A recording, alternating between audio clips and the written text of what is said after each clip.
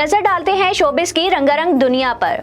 इनकलाब ईरान के 43 साल मुकम्मल होने पर लोक विरसा इस्लामाबाद में सकाफती नुमाइश का इनेकाद किया गया। ईरानी सकाफत के साथ इनकलाब ईरान के रंग भी नुमाया थे।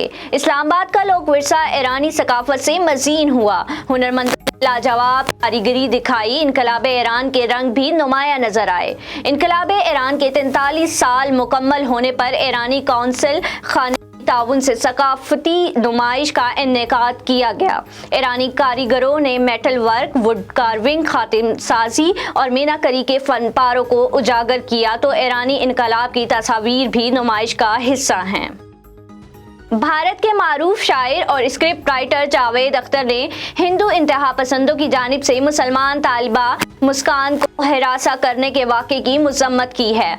जावेद अख्तर ने ट्विटर पर जारी बयान में कहा कि मैं कभी हिजाब या बुर्के के हक में नहीं रहा और अब भी अपने मौक़िफ़ पर कायम हूँ। लाहौर के जिला कचहरी अदालत ने अदाकारों गुलकार अली जफर के खिलाफ सोशल मीडिया मुहिम चलाने के मुकदमे में गुलकारा मीशा शफी के वारंट गिरफ्तारी जारी कर दिए हैं।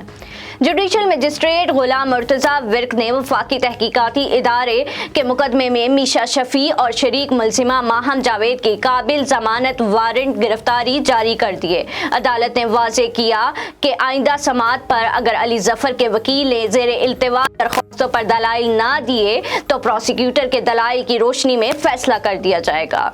FIA ने चलान में कहा है कि मीशा शफी समेत दीगर मुलजिमान ने अली जफर के खिलाफ सोशल मीडिया पर जिनसी हरासानी की मुहिम चलाई। मुलजिमान अपनी सफाई में ठोस शवाहिद पेश नहीं कर सके। FIA ने अली जफर की मुद्दइयत में मीशा शफी समेत 8 मुलजिमान के खिलाफ चलान पेश कर रखा है।